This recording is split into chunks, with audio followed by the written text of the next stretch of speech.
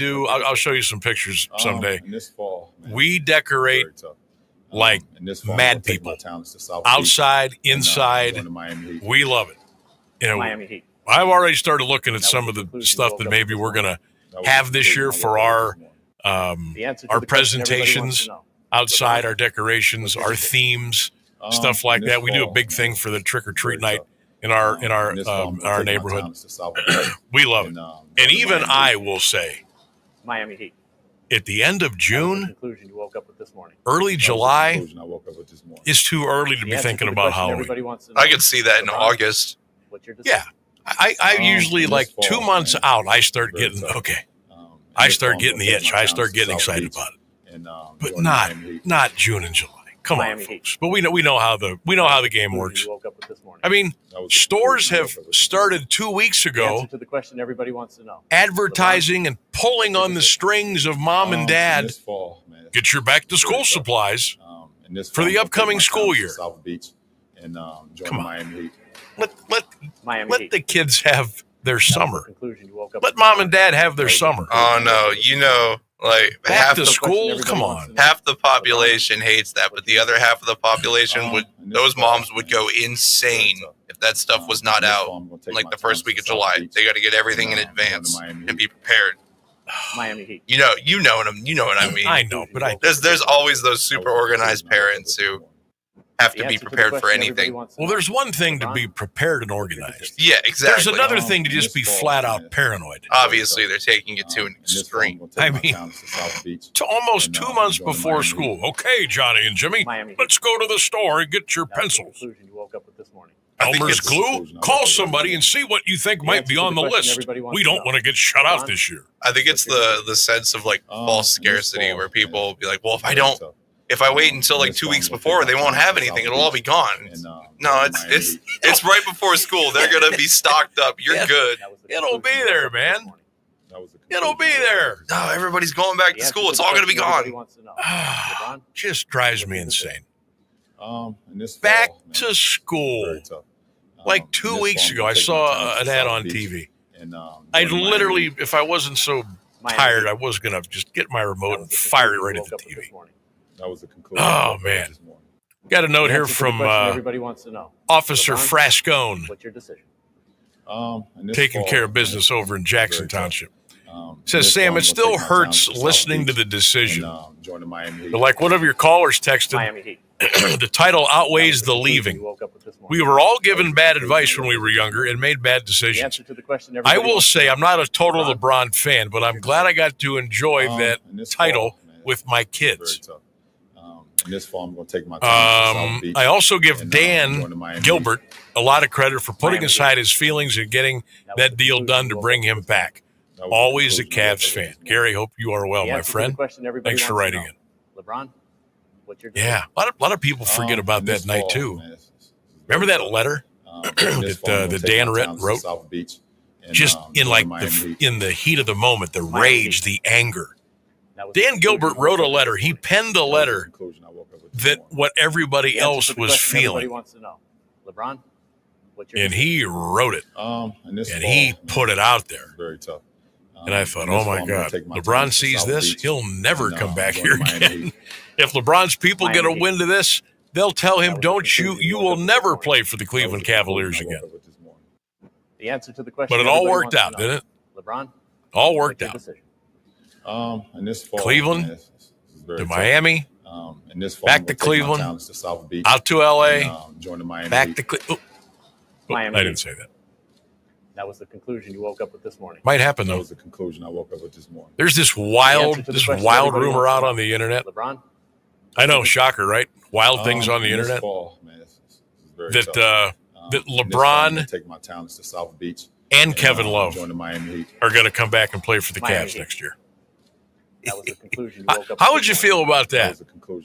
My man LeBron is 40. The answer to the question everybody wants to know. Kevin's 36. What's your decision? Even I think that's kind of exciting. This fall, man, I mean, think about it though. I'm going to take my talents to South Beach. Think about it.